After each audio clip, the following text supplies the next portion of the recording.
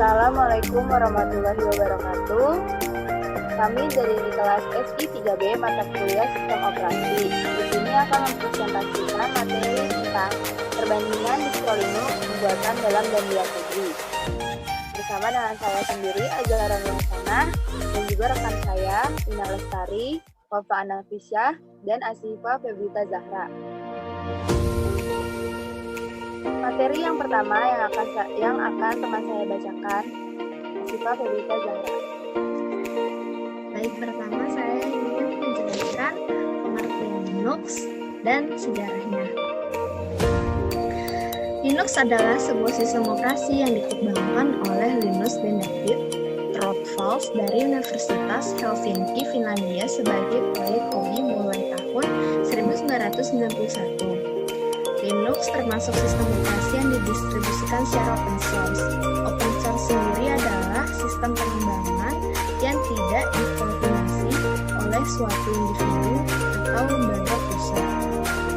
Pada 1996, di tahun itu, mereka telah membuat versi Linux untuk sejumlah versi hardware dari Atari ST sampai Macintosh. Selanjutnya, materi akan dibacakan oleh Ina Lestari. Sistem operasi Linux memiliki beberapa kelebihan, yaitu yang pertama, membaca dengan baik lebih dari 100 jenis file sistem. Kemudian, Linux sangat stabil karena jarang sekali terjadi crash atau hang. Kemudian yang ketiga yaitu dapat digunakan secara bebas tanpa perlu membayar lisensi.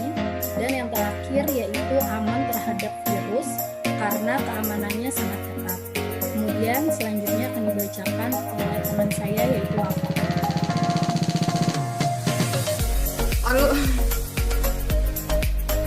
Di sini Linux mempunyai kekurangan.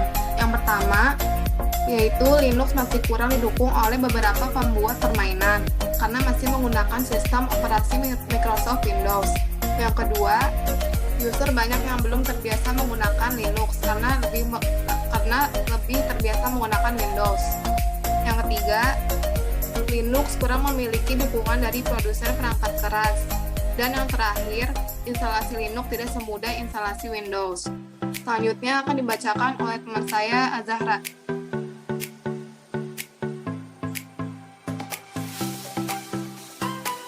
Distro Linux buatan luar negeri. Yang pertama itu ada Ubuntu.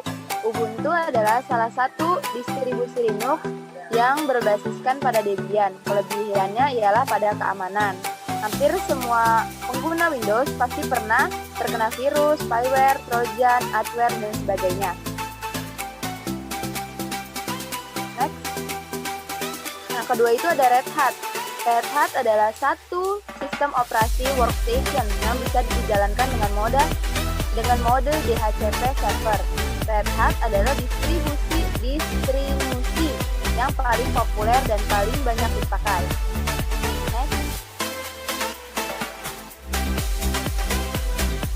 Lalu, ada juga Debian Linux.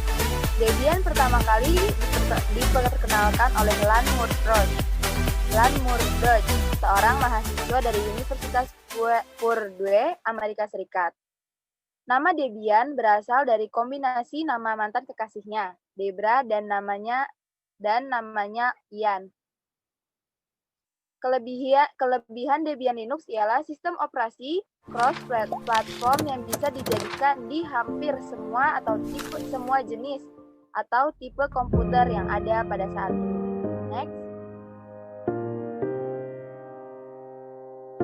Ada juga Debian Linux dalam negeri. Yang pertama itu Blanc-On, merupakan salah satu distro Linux yang berisikan perangkat lunak yang dapat digunakan untuk keperluan desktop, laptop, dan workstation dengan dipadukan oleh berbagai pernak-pernik khas Indonesia. Distro ini sangat cocok digunakan untuk pengguna komputer Indonesia.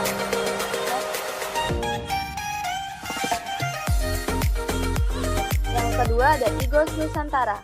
IGOS Nusantara adalah aplikasi desktop yang merupakan distro Linux berbasis Fedora Core 5 dan inisiasi oleh Kementerian Negara Riset dan teknologi.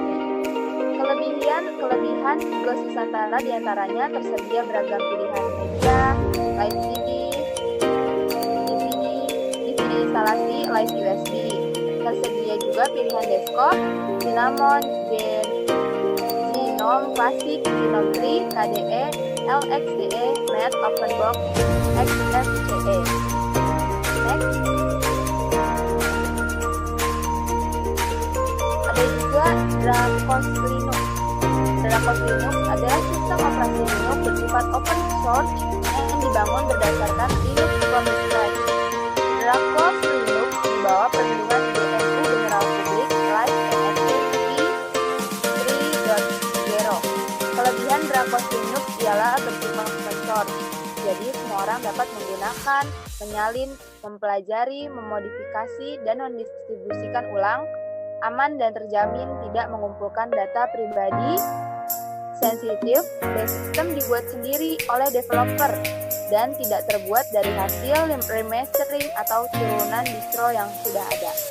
Next.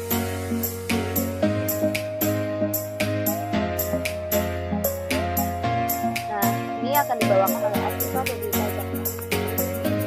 Dari kesimpulan akhirnya,